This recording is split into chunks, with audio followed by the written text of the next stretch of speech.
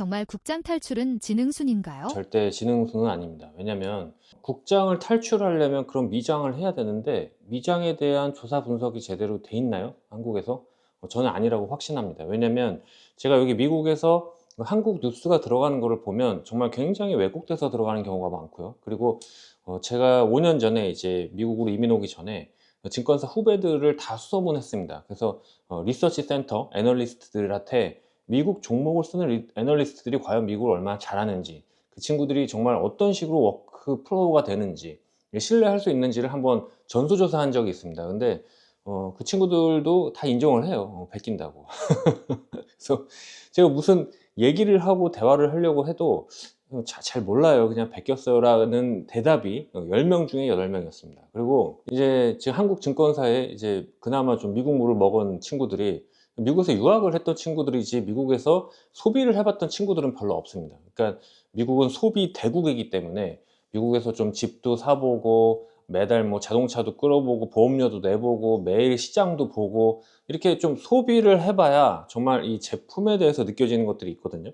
저 같은 경우에도 제 종목들을 어떻게 고르냐면, 제가 장을 보는 것도 있지만 사람들을 만나면서 그런 아이템들이 있습니다. 이거는 정말 돈을 안 쓸 수가 없어, 뭐 이런 느낌이 드는 종목들이 있어요. 그러면은 그런 종목들을 눈여겨보면은 거의 2, 3년 지나면 한 번 내려온 적이 없고 올라가기만 합니다.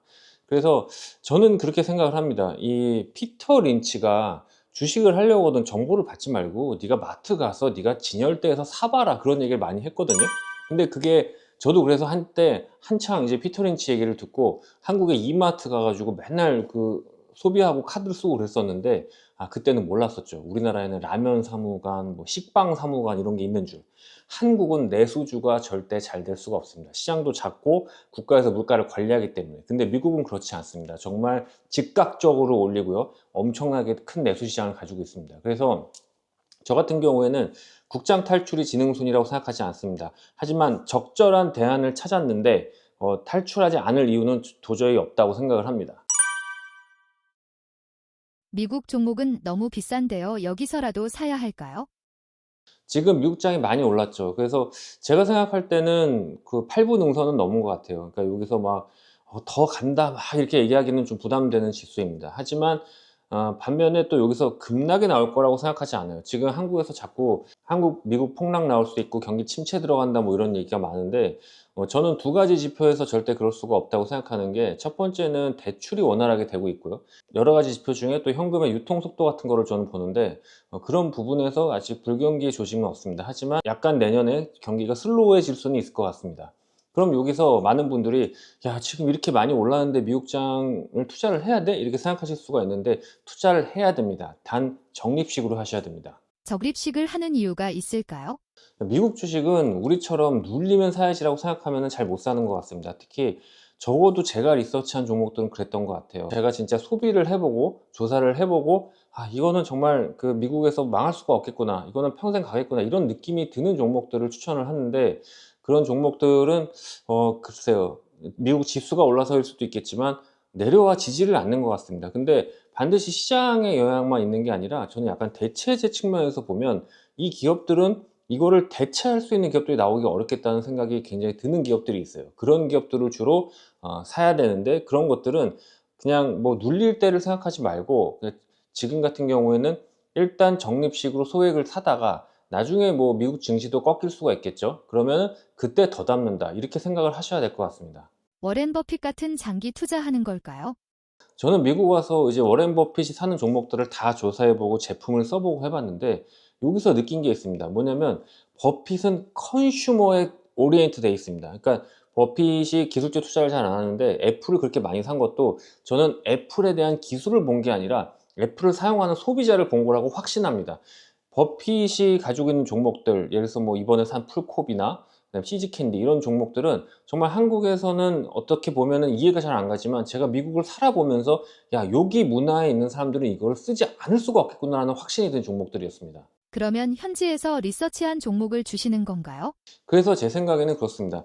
워렌 버핏이 결과론적으로 장기 투자할 종목을 사라, 뭐 팔 생각이 있으면 사지 마라, 이렇게 얘기하는 거는 그건 정말로 결과론적인 얘기입니다. 근데 그런 종목이 어딨냐? 그건 결국 소비자들의 엄청난 로열티가 있는 종목들, 그리고 그 로열티가 반드시 이어질 거고 대체제가 나오지 않을 종목들, 그런 종목들을 선별하는데 버핏의 조사가 들어가고 있다고 저는 확신합니다. 삼성증권에서 퀀텀 투자 자문 계약할 수 있는 건가요? 저도 처음에 자문사를 설립하고 여러 증권사랑 접촉을 했었습니다. 삼성증권으로 이제 파트너를 선정한 게, 한국에서 워낙 요즘에 금융사고가 많잖아요. 그래서 조금 투박하지만 가장 좀 안전한 제일 큰 대형사를 좀 찾으려고 했고요.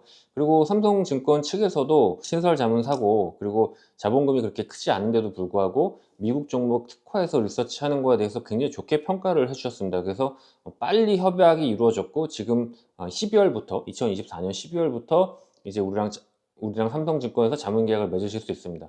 제가 5월 달부터 투자 자문사 설립을 신고를 했고요. 그리고 9월에 받았고, 9월부터 이제 삼성증권이랑 MOU를 맺었고, 상품을 한 3개월 정도 개발해서 지금 12월에 출시가 됐으니까 5월 달에 시작한 것 치고는 굉장히 빨리 이루어졌는데, 저도 여러분들한테 정말 미국의 좋은 장기 투자 종목을 빨리 소개하고 싶어서 굉장히 흥분됩니다. 어떤 종목들을 사게 되는지 알려주세요. 예를 들면 이런 겁니다. 제 워렌 버핏이 크로거를 투자했던 건 아시죠?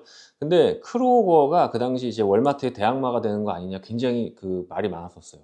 근데 저도 그래서 크로거를 굉장히 유심히 봤죠. 근데 크로거를 투자한 시점은 어느 시점이었냐면, 그 CVS와 월그린이 좀 무너져 내려가기 시작한 시점이었습니다. 그러니까 미국의 문화가 우리랑 다른 게 뭐냐면, 그 약국이 없습니다. 길거리에 약국이 없기 때문에 그 약국이 대부분 유통업체, 우리로 치면 슈퍼 같은 데 들어가 있습니다. 근데 CVS와 월그린은 그냥 약국, 대형 약국이라고 보시면 됩니다. 근데 지금 미국의 웬만한 월마트, 크로거, 모든 그 식음료품점들은 약국을 넣고 있고, 그런 점에서 워렌 버핏은 CVS와 월그린을 팔고 크로거를 사는 그런 펀드의 흐름이나 추세를 아마 읽으셨던 것 같습니다. 저 같은 경우에는 워렌 버핏이 투자한 시점에서는 제가 크로거가 참 좋다고 생각을 했었습니다. 사실 가보면 똑같은 공산품도 월마트보다 조금씩 비싸요. 근데 개인적으로는 고기와 생선이 좋은 것 같습니다. 그러니까 약간 어떻게 보면 한국도 동네 마트가 뭐 고기나 생선 중에 하나를 굉장히 그 미끼 상품으로 팔아놓고 나머지 공산품을 파는 전략이잖아요.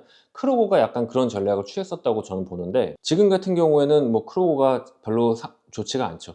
그래서 미국은 대표적으로 이렇게 되는 것 같습니다. 결국은 월마트에 무슨 대항마가 나왔을 때 그게 잘 되지 않으면, 혹은 그게 견디지 못하면 결국은 월마트로 가게 되고요. 그 다음에 정말 니치 마켓에서 소비자의 감성을 확 사로잡은 거는 트레이더 조와 알디인데, 트레이더 조와 알디는 형제 그룹입니다. 근데 비상장에서 투자를 할 수가 없고요. 그 다음에 코스트코 저는 좋아합니다. 근데 코스트코는 월마트나 크로거 같은 섹터가 아니라고 저는 봐요. 그거는 어떻게 보면은 그 마트에서 파는 걸로 마진을 남는 것보다, 마트에서는 정말 핵 가성비의 상품을 팔고 멤버십으로 돈을 버는 구조입니다.